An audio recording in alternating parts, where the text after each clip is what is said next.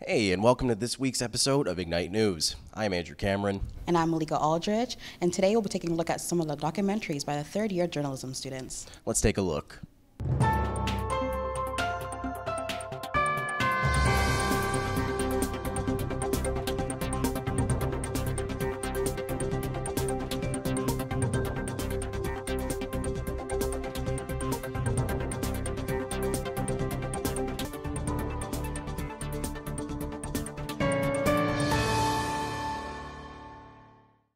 The Royal Botanical Gardens is once again hosting its yearly Christmas light show. Callum O'Malley has the story. The Christmas spirit is in full swing at the Royal Botanical Gardens. After 5 p.m, visitors to the RBG can take a walk through the Winter Wonderland's light show at Hendry Park. The first stop at the event is at the Winter Wonders Bar, which is stocked up with everything from hot chocolate and cider to locally made ales. Once outdoors, guests begin the 1.5 kilometer walk through the grounds. Festive exhibits are timed with seasonal music to light up the night.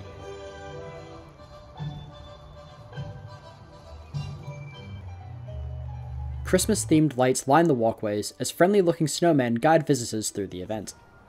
Guests can also take a walk through a short trail in the woods, the dark pathways lit by small lights and glowing statues. More festive music played in the forest, giving the area an enchanted feeling as multicolored displays lit the way. The Winter Wonders event has been quite the success this year, as RBG employees Hannah Fleet and Yasmina Al-Hakim said. It's been really good actually, quite busy, but it's been really fun and enjoyable actually working, yes. Yeah, we've been doing a lot of promotion for it, so everything's been getting busy. The Greenhouse Cafe, the Tea House, the food truck, all of the Peller wine carts are doing really well, so it's really exciting.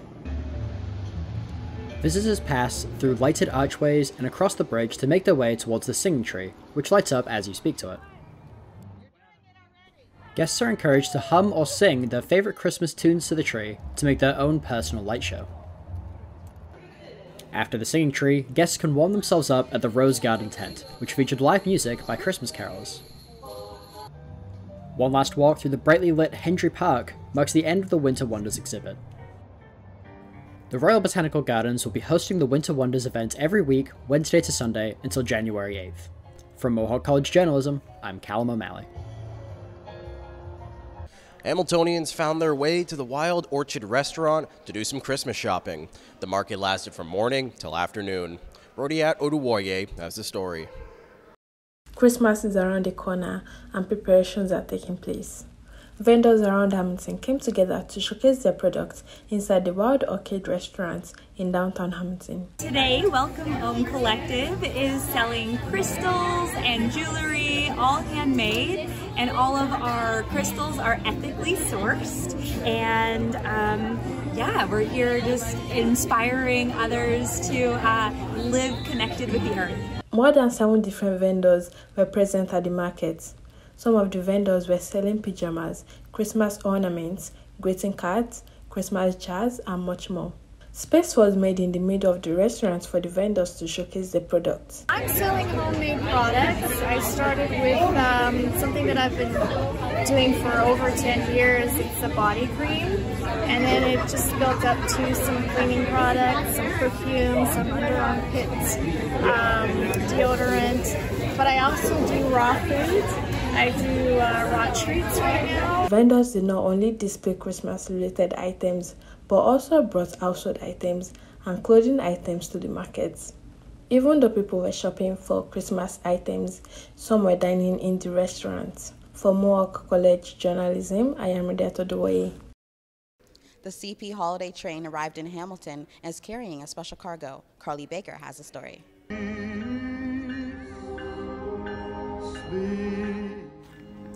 Hamiltonians gathered in Gage Park to watch the CP holiday train arrive.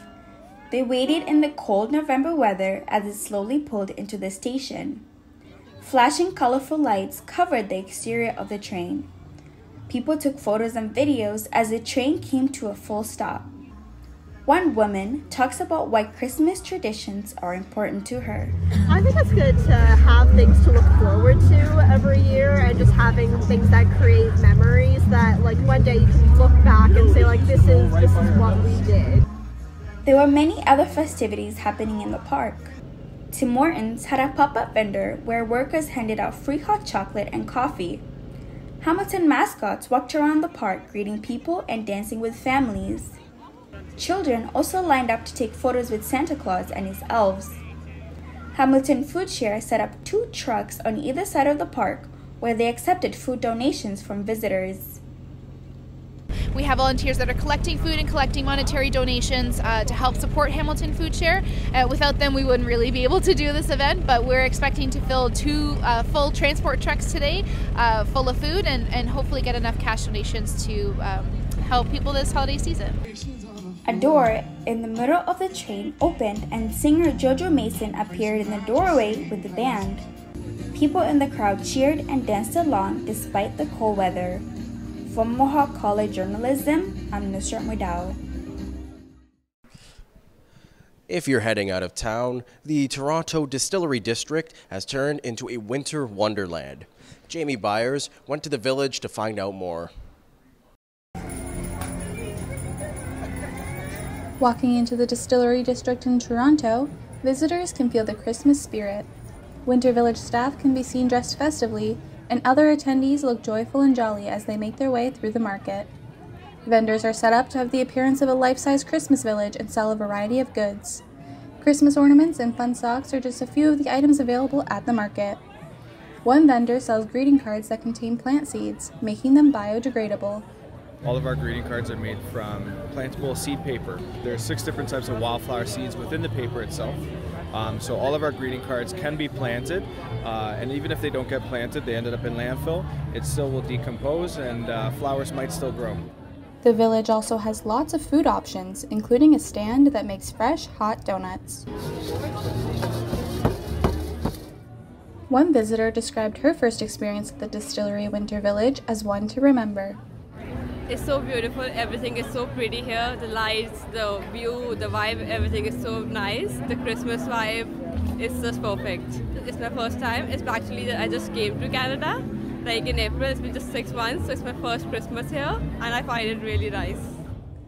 If you have the opportunity to visit the village after dark, it's lit by a variety of Christmas lights, including a massive Christmas tree. The market opened on November 17th and will continue running until New Year's Eve.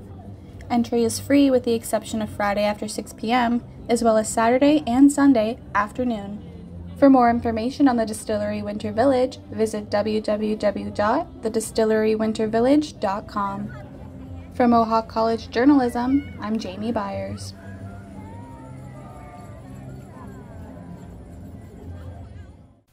Students all over Ontario, including our very own Hamilton, are experiencing a housing crisis. Cassie Aberlew and Kimberly Yvonne tell us more.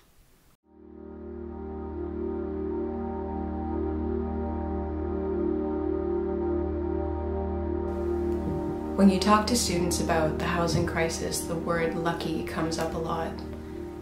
I'm lucky I found a place to stay. I'm lucky because it could be worse. I'm lucky because I have a landlord who looks after my needs. I'm lucky because I have good roommates. But why is it luck? Why do students have to be lucky to have a roof over their heads and a safe place to stay? All over the country, students are relying on pure luck when it comes to finding a place to stay during college. Median rent across the country has nearly doubled in the last 4 years, and areas like Toronto and Vancouver boast an average rent of $2,500 per month. If that's a price you can't afford as a student, your options are staying in a homeless shelter or dropping out. Even smaller cities like Hamilton are starting to feel the effects of the rising costs of housing. Interest rates and inflation have skyrocketed, and so has rent. Desperation in student populations is not hard to find. Take me, for example. I'm a student at Mohawk College in Hamilton, and in order for me to have a place to stay and live comfortably, I need to work 3 jobs. Let's break down my finances.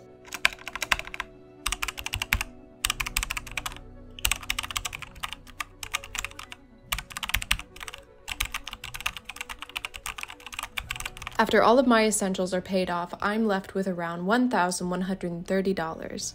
That's not bad, but compare that to the median student's income, you'd have to live without a lot of stuff. Typically in your first year of school, you're able to stay in a student residence on campus, but that's only for your first year. And I know at Mohawk College in particular, they want around $10,000 per school year. They want most of that up front. But not everybody has that kind of money laying around.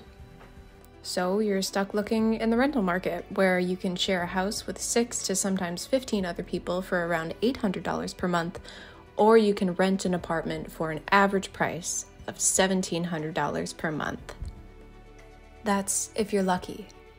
Because sometimes looking for an apartment when you're a student sounds like this. Hi there, I just had a quick question for you. Yes. Do you rent to students? No. Last year, one of my classmates couldn't find a place to stay in Hamilton. She spent 12 hours a week commuting from Bruce County, ruining her physical and mental health. She left the program after a suicide attempt. Commuting 12 hours a week, you run out of hours and you stop being able to function as a human being. Everything I had been doing caught up to me, and it ended up putting me in the hospital. And at that point, I had to kind of reflect and say, is this worth it to keep going? This isn't going to improve unless something gives. And ultimately, the program had to give altogether because there was no way to fix the individual issues without having that housing component in place.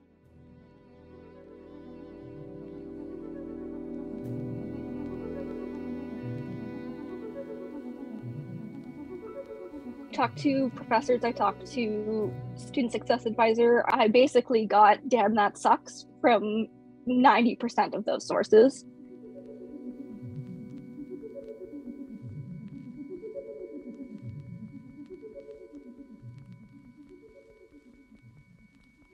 This has been so much. It has been so challenging to deal with. It's ruined the future I saw in the career. It's so frightening, the idea of going back to that situation, that if I go back, I'm just going back to that life where I wasn't sure it was worth living. Students are stuck between a rock and a hard place. All options seem impossible, but even if you find a spot in a student house, you'll still have some problems. It doesn't really feel like a home. It feels like you're living in like a encaged environment, and you're just being watched 24/7. Like literally, we have cameras all around the outskirts of our house, and there's a sign that says like, "Smile, you're on camera." And it's just like every time you walk into the house, you see that sign, and you're just like, you're reminded that this is not your home. This is like a facility that you're being watched, and I'm kind of stuck there now because looking around is terrible. Like, your chances are that you'll find something that's reasonably priced, because remember, I'm paying for a bedroom, and I'm paying around $800 for a bedroom. I go to that house just in the mornings to change my clothes, shower, grab my belongings, and then I'm off to school or work, and I spend my nights at my boyfriend's house because I'm just that uncomfortable. Imagine coming out of your towel in the shower, and you think you're safe, and then you just hear like voices downstairs, and you're like, that's weird, like who's that, But you find other grown men from different working companies that you have no idea, never introduced themselves. They just kind of had the keypad door code and they just walked in. So it's just like, oh, hello, like, can I help you? Thank God I don't have the issues where most people have, like with dirt and rats and rodents. Like, that's good, but I feel like what I'm going through is just as worse. International students rely on luck even more than domestic students when it comes to finding housing. You would think that colleges and universities would be able to spend money on housing supports for students who are new to the country, but it looks like that's not in the budget. My name is Julian Orlando. I'm from Bogota, Colombia. I couldn't find any housing on like internet or whatever, so I have family in Montreal. They came to Hamilton and they picked me up. And I spent like 2 months in Montreal. I had another friend called Valentina. She's from Colombia too, and I met her online in like the English program before taking the journalism program. And she was like moving to a new house, and she told me there was like a spare room, and I was, yeah, I will take it. I was very lucky because I couldn't find anything online and couldn't find anything like asking other people if they have another spare room, or they know someone that's like renting out a place or something. I was very lucky that I met her, and well, she helped me out. She let me know as soon as she knew there was like a spare room. I discovered that I was going to move here less than a week before I actually moved to here. So I was in a rush, so I just got the hotel, spent 14 days in the hotel, and when I was in the hotel I was looking for places. And it was quite hard because all the places that I found, they were very expensive, like more than $100 more than I pay right now, or they were female only. And then I remember that I met Julian because of the a coffee club thing that we went together by chance. And I asked him, like, is there a place like gender mixed, because I only find like female only things? And he was, yeah, and there's a spare room. I was like, can I talk to the landlord? And so I was very lucky as well, because it just happened to me that know somebody that was just moving to Canada as well. So if I didn't have his contact, most likely I wouldn't have a place to be. And when I see what happened to another international students, I realize how much of luck I had. Like, it was insane. And how much, when you guys were living together, how much were you paying for your rooms? It depends on the room that you are. At first it was 500 yeah, for both, because we are in the basement and the basement rooms are cheaper. Hey, sorry, how many students did you say were living in the house at the time? 7.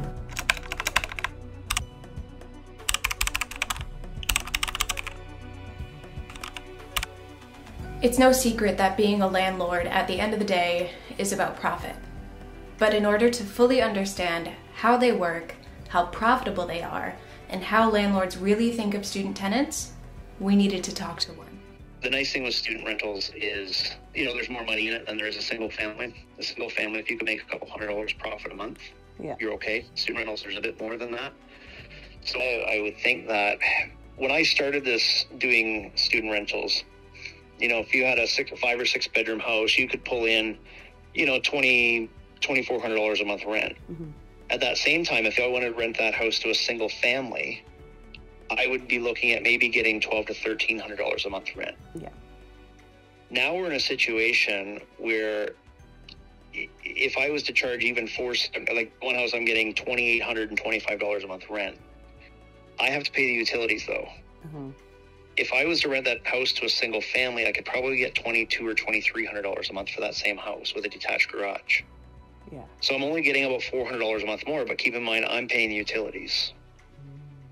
On top of paying utilities, I'm also having a turnover probably every year, if not every other year, in which case I go in and I paint a bunch of rooms. I hire cleaners to come in. I spend 2 days there getting the house ready for the next group. Yeah.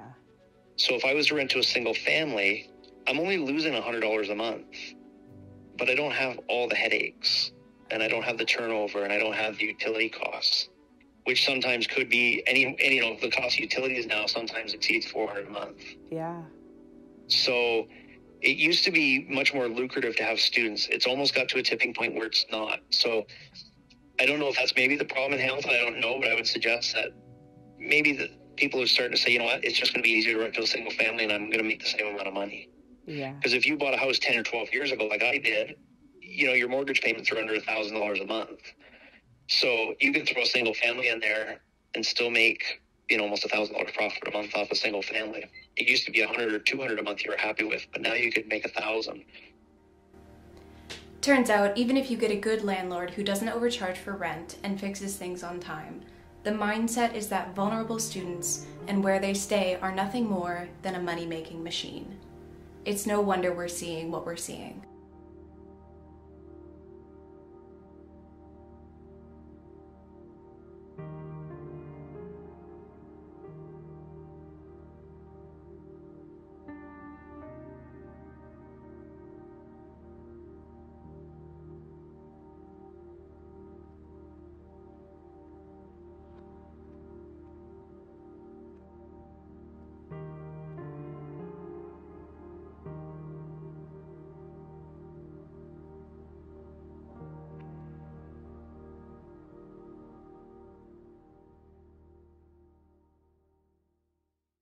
Thank you for tuning in to Ignite News. I'm Malika Aldrich. And I'm Andrew Cameron. Stay classy, Hamilton.